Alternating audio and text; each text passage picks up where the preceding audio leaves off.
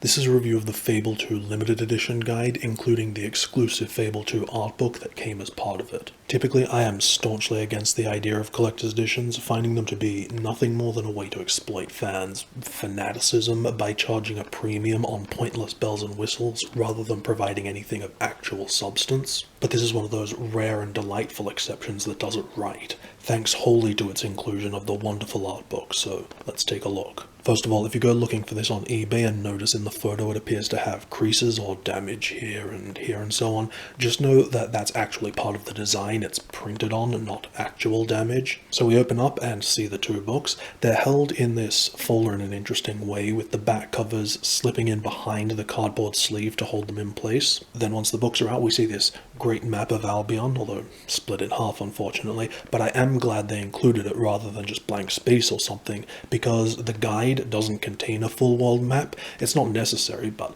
looks really nice and helps give a better idea of the geography. We'll start with the art book because that's what I'm guessing most people will be here for.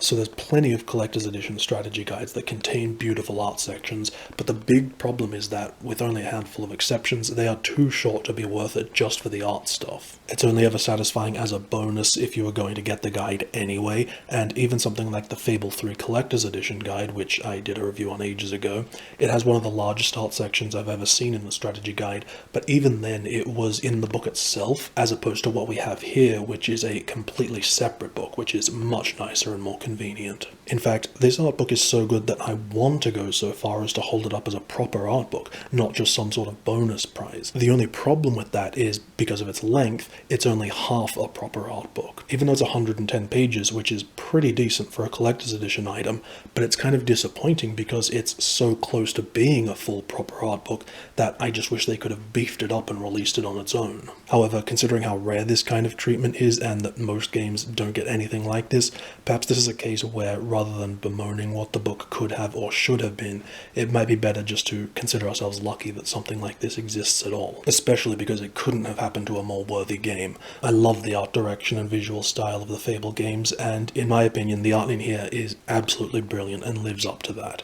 The works on display and the style are so gorgeously rendered with detail and beauty and quality that's often missing from concept art for so many other games. And of course it's not just the art, but also that the book's been curated, designed, and laid out in a way that facilitates a good art book experience. There's a lot of design exploration, things looking different from how they do in-game, which is something ignored by most quote-unquote proper art books. And if you've already seen the review I did on the art of Fable 3, then it probably goes without saying that this is so much better than the art on display in that book, with its emphasis on final 3D renders. One unfortunate thing this book does share with the art of Fable 3 is its crappy text, which is just artist commentary that is mostly so poor that it's not even worth mentioning, so don't be looking forward to much creative or behind-the-scenes insight. One strange thing I noticed was a handful of pieces labeled Fable 1. I'm not sure why those are in here, but they are. There are also some production issues that prevent it from being a proper art book.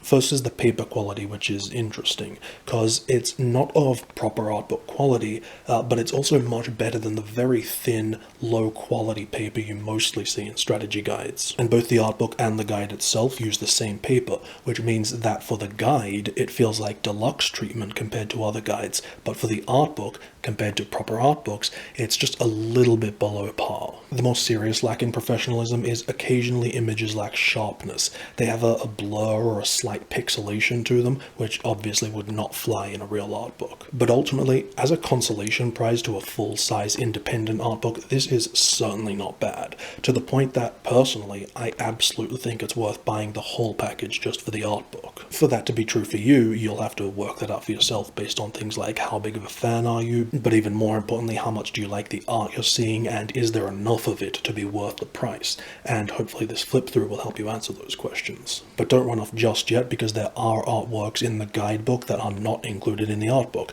so you may want to stick around as we take a look through that. First of all, the contents of the guidebook included in this limited edition are exactly the same as the standard edition guide. The only difference is the cover. For this limited edition guide, it features one of 4 randomized potential covers. One thing that's always surprised and delighted me about strategy guides is the attention to graphic design. I'm sure there are plenty of terribly designed guides that exist, but based on most of the ones I've seen, the attention to presenting a highly designed book with an aesthetic tailored to reflect the games is very impressive, and surprising given that for something like like a strategy guide, I would have thought they'd be much lazier and uniform and just slapped together as quickly as possible for a cash grab, but no, and this Fable 2 guide is a pretty nice example of that wonderful, highly designed approach. As I mentioned a second ago, this guide contains artworks not included in the art book and vice versa, though there are some that are repeated twice. In this book, the art's used more as a decoration as opposed to showcasing the full artwork the way it is in the art book. On the one hand, as it stands, it is nice that both books complement one another and together offer a larger total selection of artworks. Ideally, however, I would have liked the art book to contain all the artworks for the sake of convenience and not forcing you to keep the guidebook if you're only interested in the art. Despite its attention to visual design, the major disappointment of this guide, to the point of being what I consider unacceptable, is the quality of the screenshots. I know one reason people like strategy guides is simply from a fan perspective, where you can have another way to indulge in the world without having to play the game, translating that digital experience into something you can own. And that's the aspect I find most appealing about these guides, and I love looking at in-game photography. And so a strategy guide that can also cater to that offers much greater appeal to the collector. However, in this book, the screenshots are mostly pretty awful. And for a game like Fable 2 that is so wonderfully visually realized, the almost total inability or even attempt to capture that in the screenshots is so disappointing. Now, there are many photos throughout that do capture that and look awesome and are used really well. Particularly in the quest section, it uses really nice scenic shots for the header to each new location, as well as some nice ones used in the background of certain pages. But for the majority, the content, quality, and size of the screenshots are terrible. In terms of content, they rarely have any visual merit. They seem completely random and incidental with no attempt at visually impressive in-game photography. That's fine when the images are being used for functional purposes, showing you where something is or otherwise illustrating information, but that only represents a tiny portion of the images. 90% are here solely for decorative purposes, and they're just completely lackluster photos taken with no care or consideration for presenting something visually appealing or interesting. On top of that is the atrocious image quality. Again, not all, but most of the screenshots, even some of the good ones, just look kind of blurry. I don't know if it's a problem with the image captures or the printing, but most look like they've got this haze over them. The other major contributing factor is size. I noticed the larger images tend to look much better. They're usually the only ones you can enjoy any sort of detail or visual appreciation. It's just such a shame there are so many ridiculously small images in which you can barely tell what you're looking at and covered in experience orbs and so are just absolutely pointless. And so when you combine these three things, it results in most of the images being tiny, boring, blurry, muddy messes that do nothing to capture the beauty of this game. Now, having said all that, I really want to stress that these are definitely not problems unique to this book. In fact, most strategy guides I've seen suffer from the exact same issues to greater or lesser extents. As for the text and this book's use as a guide, it's okay. It's very much a standard strategy guide. If you've read any before, you basically know what to expect, but for the sake of offering some specific insight, let's go over some of the highs and lows. For a game like Fable, where almost everything you do has some sort of impact on your character or the world, both in big, very obvious ways, but also lots of little things under the hood that the game doesn't always explain or can be hard to discern. So this book's at its best when it's making the implicit explicit, revealing and quantifying that information, presenting tables and lists and explanations of the various effects and consequences, giving you the insight to play the systems to achieve a desired outcome. My personal favorite part of the book was definitely discovering a few hidden quests I'd never found before because they're only initiated after specific requirements have been met.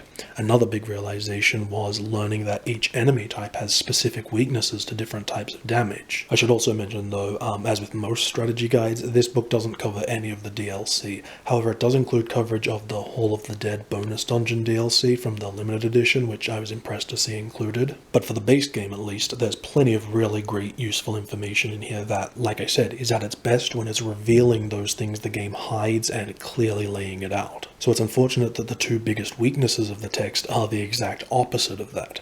First is the colossal amount of time spent telling you things that are so blindingly obvious that it's actually embarrassing that someone would think they're being helpful by including that information in the book, along with so much reiterating of stuff the game already explains. You could say this is done just for the sake of thoroughness and being complete, but the problem is this book's certainly not complete, and so it's ridiculous that so much space is wasted stating the obvious and retelling things the game itself already lays out, done at the expense of including plenty of actual useful information that's missing or not explained. For example, I said at its best the book makes explicit certain impacts the game doesn't, but that doesn't mean it covers everything. Like there's no mention of purity and corruption visually affecting your character, let alone any pictures or text of how it manifests. It doesn't explain renown or what that does or impacts. There is a horrible lack of cross-referencing for a book that requires a lot of jumping around between sections and means you can't find anything quickly or easily. One of the sections is an extensive collection of lists for all the items, weapons, clothing, etc.,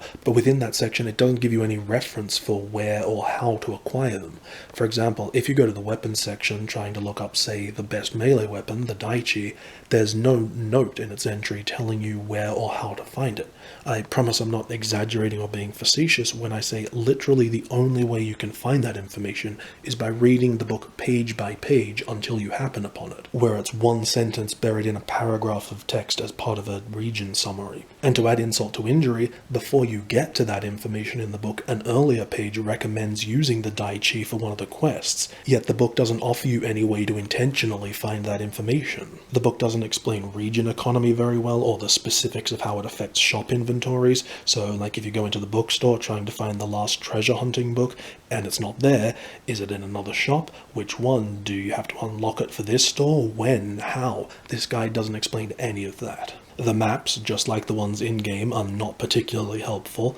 They don't show shop locations, except for collectibles. They don't note any locations at all on the maps themselves. The quest walkthroughs don't reference the page numbers that feature the maps the quest takes place in, doesn't list all purchasable properties or tell you where they are or even tell you how many there are.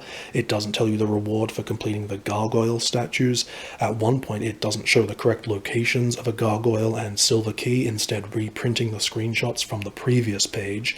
It doesn't explain the divorce consequences of the blackmail quest, nor even what happens if you pay the blackmailer. It doesn't mention the good reward at the end of helping the archaeologist, doesn't tell you what the mysterious ring does, doesn't tell you how to get the chicken suit, doesn't tell you which beds have bonuses, what those bonuses do, or that different beds even have different bonuses at all. And then the last thing I noticed was that on the list of headgear, it doesn't include Charles's hat. However, it does list the all-weather chapeau, which is identical to Charles's hat, but that's weird because my understanding is the chapeau was only available as part of the Knothole Island DLC, which this book doesn't cover. So I'm very confused as to what's going on there, and confusion is literally the exact opposite sensation you should be experiencing when reading a guidebook. And this confusion ties into the second issue with the text, which is that it is occasionally too ambiguous or unclear for a guidebook like this. For example, there are a few cases in the game where you appear to have choices or things to do that don't have any actual effect or reward, except for maybe different dialogue or something. But as a player, you don't know that, and the book completely neglects to mention it, so you can be left wondering what the consequences are for certain actions. For example, at the end of one quest where you're given the option to reveal or hide Max and Sam's wrongdoings from their mother when she talks to you at the end. And so you might be wondering, how will it affect my morality, because am I ratting them out or telling the truth and saving them?